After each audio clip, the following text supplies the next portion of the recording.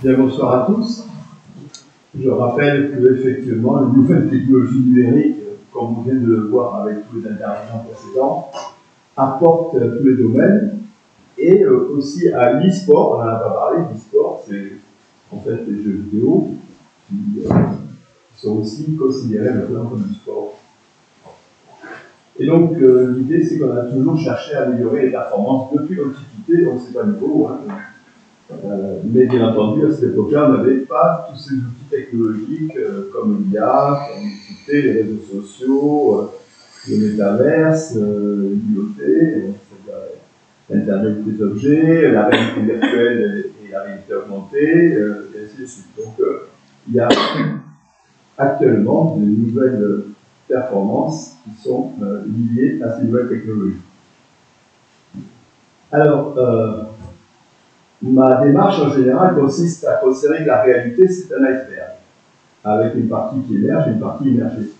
La partie immergée, c'est en fait, on va dire inconscient, et donc je suis allé voir du côté de la psychanalyse, et Sigmund Freud dit bien que le sport c'est une sublimation des pulsions agressives et sexuelles. Une sublimation, ça veut dire qu'on va chercher à différer un but sexuel immédiat en se mettant à la disposition d'une activité culturelle socialement valorisée. Donc voilà comment on peut voir le sport. Alors bien entendu, les gens se placent plutôt dans la partie visible de l'iceberg, c'est-à-dire qu'ils considèrent le sport comme bon pour la santé, par exemple, pour les amateurs, et comme presque une activité pour les métiers, pour les professionnels. Ce qui veut dire que les apparences conscientes cachent en fait des motivations, mais ça n'empêche pas que derrière, il y a cette recherche toujours de performance. Sur le plan donc, de la partie qui émerge de l'iceberg, en tant qu'économiste, je me fie à Gary Becker, qui a parlé de capital humain. Le capital humain, ça peut paraître assez paradoxal, puisque pour nous, capital, c'est financier, c'est machine, on ne voit pas trop. Pourtant, c'est vrai que la vie, on pourrait la considérer comme un investissement permanent. On cherche à développer notre capital en permanence. Et dans le cas donc du sport, c'est bien de ce dont il est question, il s'agit de développer sa musculature, etc., de façon à avoir le maximum de performance. Et on sait que le capital augmente parce qu'on accroît le stock de capital, mais il augmente aussi par la qualité. Et la qualité, ça correspond à ce qu'on appelle le progrès technique. Et le progrès technique, ici, correspondrait donc à tout ce qui est, bien sûr, cette technologie numérique. Et donc, il y a un retour sur investissement qui est la performance, et qui est d'autant plus important, justement, que l'investissement a été opportun, et que le progrès technique incorporé est important, ce qu'on a vu précédemment. Alors, donc pour moi, deux questions se posent, c'est est-ce que la technologie maîtrise l'humain, ou est-ce que et deuxième question, est-ce que la performance est due à l'humain ou à la technologie? C'est un petit peu le grand débat qui se pose. Alors la technologie dans le sport, elle impacte aussi bien les acteurs, c'est-à-dire les sportifs, que les spectateurs et que l'arbitrage. Bon, les acteurs, on va y revenir. Les spectateurs, ça a été bien dit par Frédéric tout à l'heure, c'est un produit marketing. Et donc, on en tient beaucoup compte. Et là, la technologie va intervenir de plus en plus. On fait en sorte qu'on puisse commander au stade un certain nombre de boissons, d'alimentation, etc. Bon, l'arbitrage aussi est important et la technologie va l'aider, à tel point même que certains considèrent que peut-être qu'un jour on pourra se passer de l'arbitrage. La vidéo et l'intelligence artificielle pourraient très bien arbitrer. On le voit avec en tennis, par exemple, sorties de balles sont maintenant justifiées par la vidéo. Il y a le système OAK, pardon, et ainsi de suite.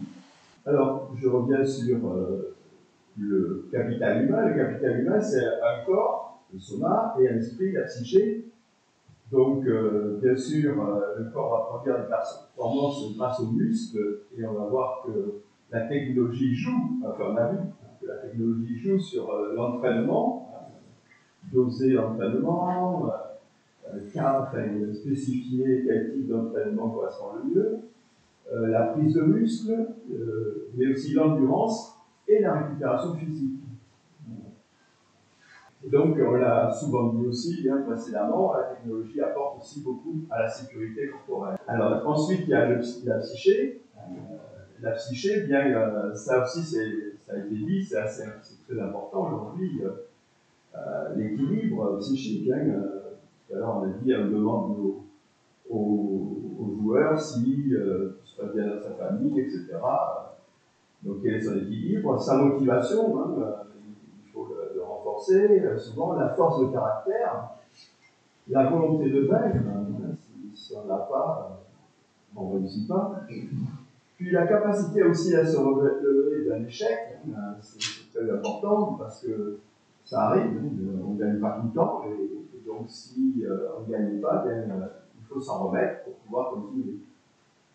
Il y a des capacités d'abnégation, d'abstinence, parce que c'est vrai que pour un sportif, il faut quand même se priver d'un certain nombre de choses. Et puis, il y a aussi la capacité à se projeter dans le long terme pour pouvoir précisément garder la motivation. L'alimentation aussi apporte de l'énergie aux muscles, et là aussi, l'IA optimise cette énergie. On tient compte de beaucoup de paramètres. On personnalise l'alimentation aussi. Il faut une alimentation adaptée au type de sport, à la personnalité, etc. Et puis même maintenant, l'alimentation intervient sur une anticipation de la suite des épreuves. Qu'est-ce qui va se passer après? Dans l'alimentation, il faut en tenir compte. Alors, ensuite, il y a les équipements, les vêtements, les chaussures, les montres, les raquettes, les ballons, tout ça, c'est doté de capteurs qui connectent des données. Et là, Frédéric nous a parlé des data. C'est énormément de données. Moi, je vous parlais de big data. Et de machine learning, parce que ça veut dire qu'il faut tenir compte, il faut que l'IA tienne compte au fur et à mesure de l'accumulation de ces données pour pouvoir aller plus loin. Alors, on s'est aperçu quand même que justement la technologie entraîne des équipements nouveaux qui modifient souvent la pratique.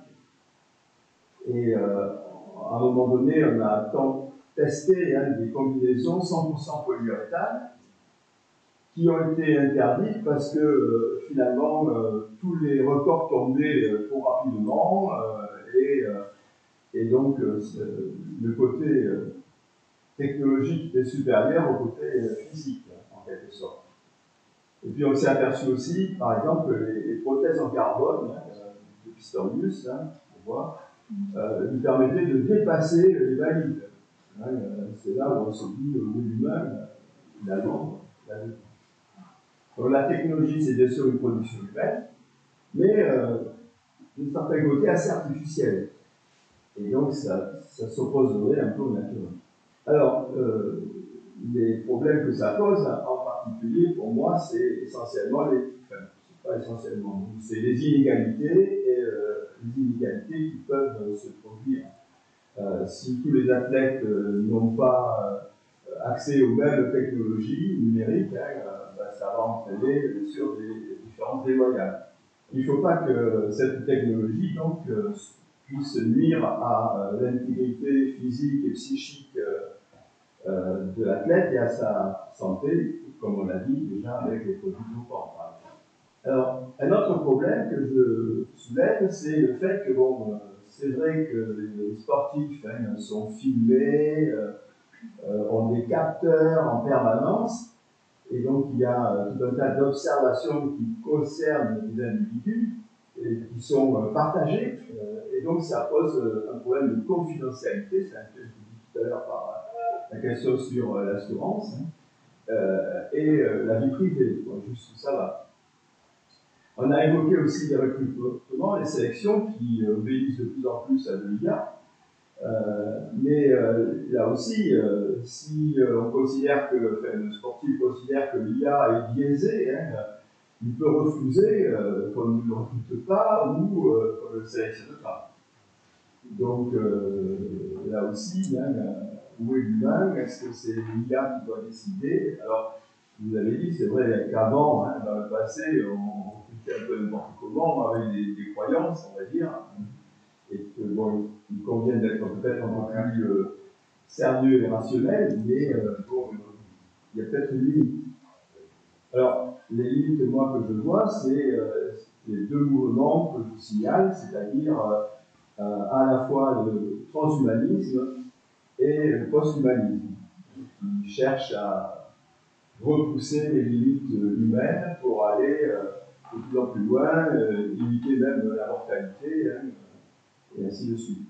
Donc, est-ce qu'on arrivera au posthumanisme? Donc là, je crois que l'IA, il faut qu'elle fasse attention, hein, et qu'elle se détache de ces deux tendances, de ces deux mouvements.